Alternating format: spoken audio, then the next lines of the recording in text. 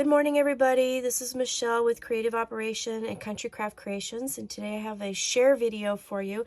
This isn't necessarily a tutorial, but I am going to talk you through how I did some things and show you some pictures throughout the video of how I made this album. But I was excited with my last design team package.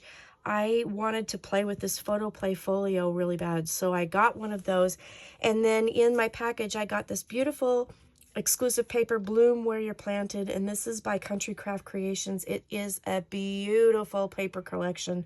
The colors are gorgeous, and the floral and the bee themed papers are just absolutely beautiful, and I couldn't wait to use it, and I thought it would be perfect to use with this folio project.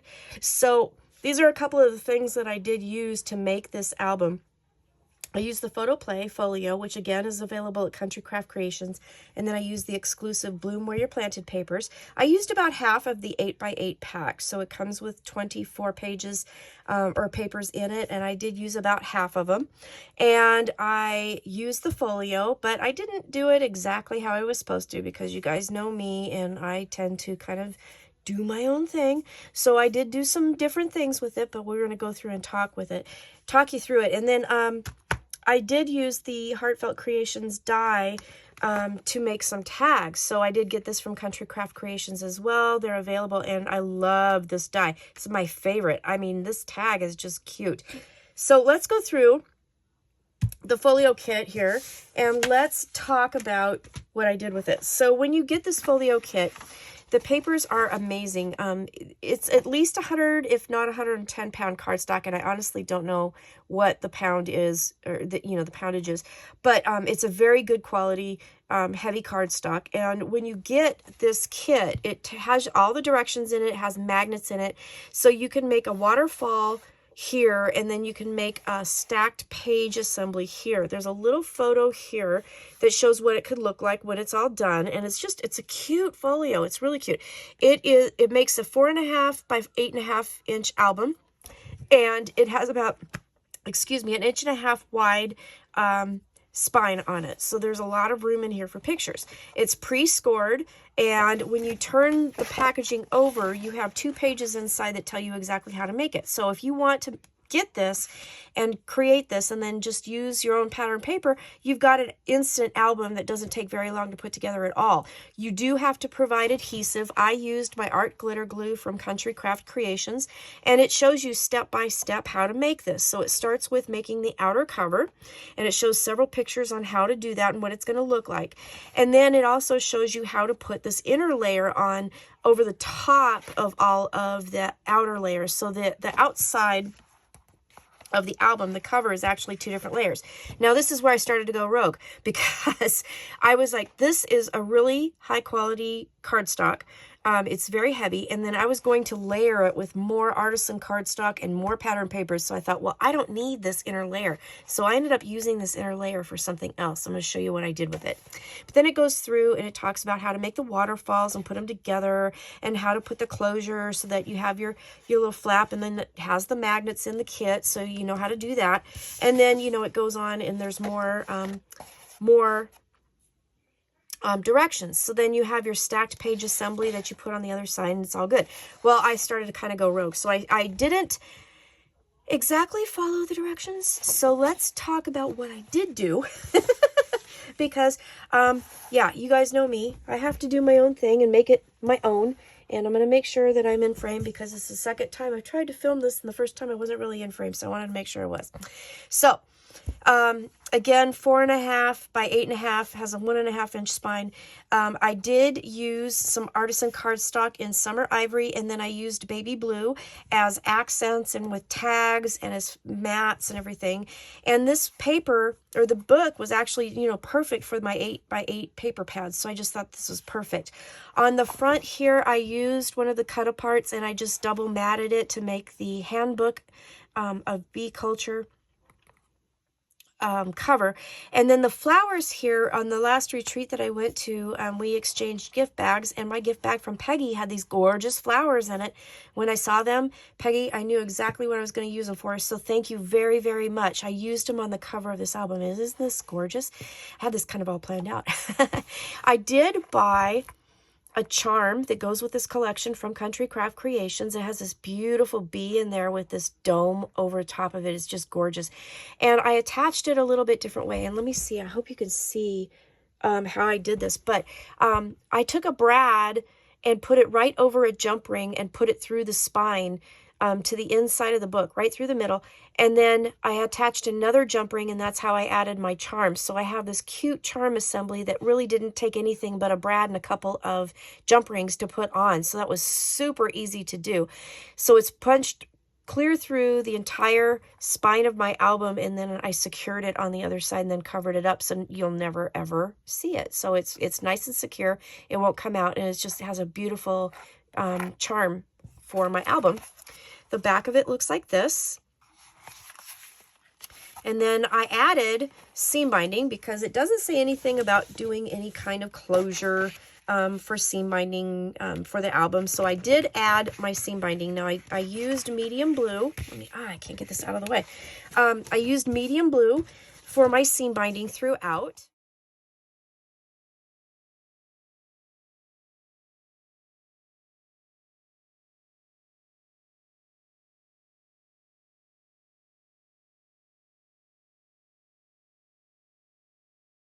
And that again is from Country Craft Creations. Then when you open it up, now you can immediately see that this is where I went crazy. So when you look at it, you have your waterfall section here, just like the instructions say, and then you have the assembly over here, like the instructions say. I altered them a little bit. I'll talk about that in a minute. But this page assembly in the middle, this is where I used that liner paper that was supposed to go on the inside cover right here. This piece that they talk about in step 4 and step 5, that's where I used that, and I created 2 middle pages. This has an 1.5 inch spine, and I thought, well, we need some more pages. So I put the 2 pages in here. You still have a 1/2 inch in between all of the items. So that's the first thing that I did. We'll talk about that in a minute. The second thing that I did do was that the closures here had a 1/2 inch score on them that went over the pages. And I thought, well, that's a little too much. So I shortened it to 1/8 inch.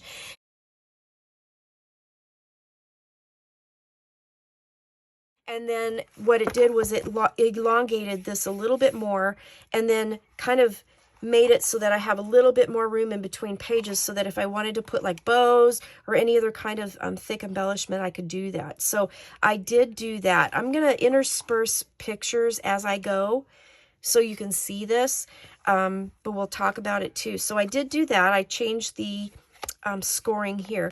You do have a magnet closure here.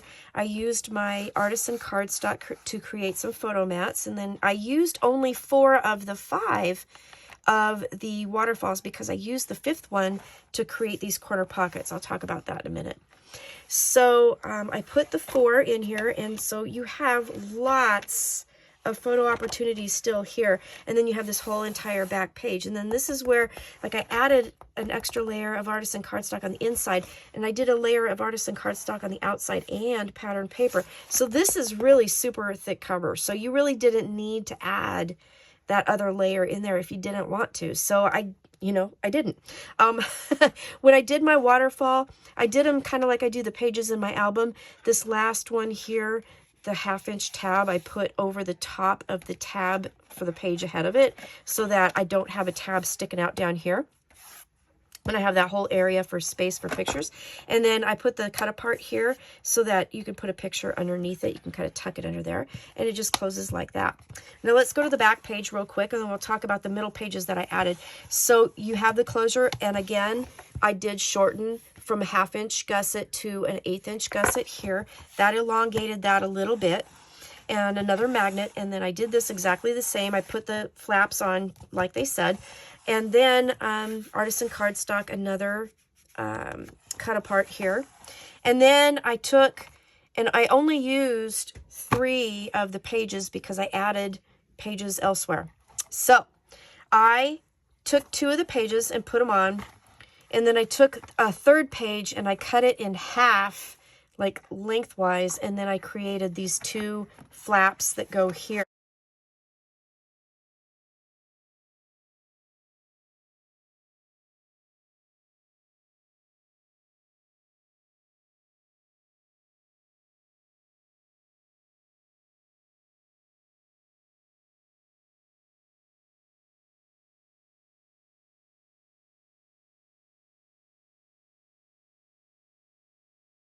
So instead of having pages that open out this way, I have the 2 pages that open out, but then I just added them here. And I did trim them down a little bit to make them fit nice and tidy in here.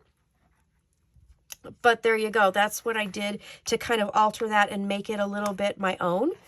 And then it just closes up like that. And then you have your magnet closure. So then I have the piece that was supposed to be the inside lining of your cover. Okay, I made them into pages. What I did was I split them down. I split that down the middle, and then I shortened it. There was already a score here, and I just shortened it to 1/2 inch.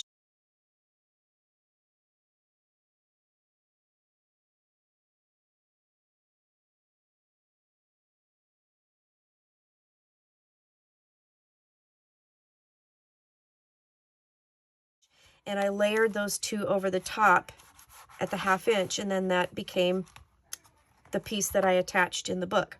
I hope that makes sense. Okay. I have pictures.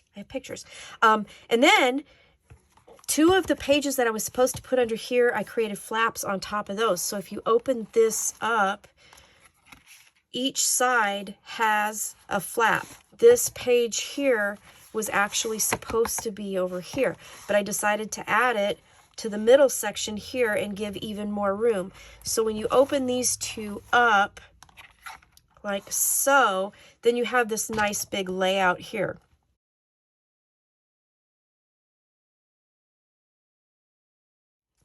This middle piece here was one of these pages that I just cut down and used that as the closures for those. So that's where the other page came into play.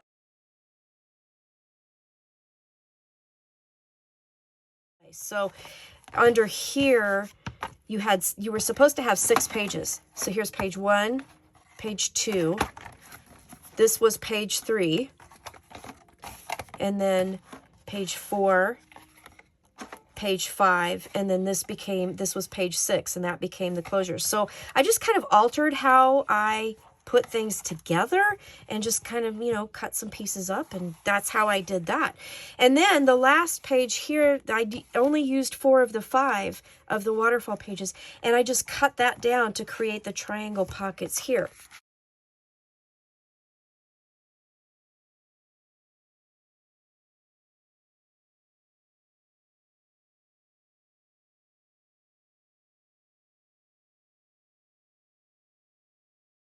Okay, so I have one on the front of this assembly, and I have one on the back of this assembly.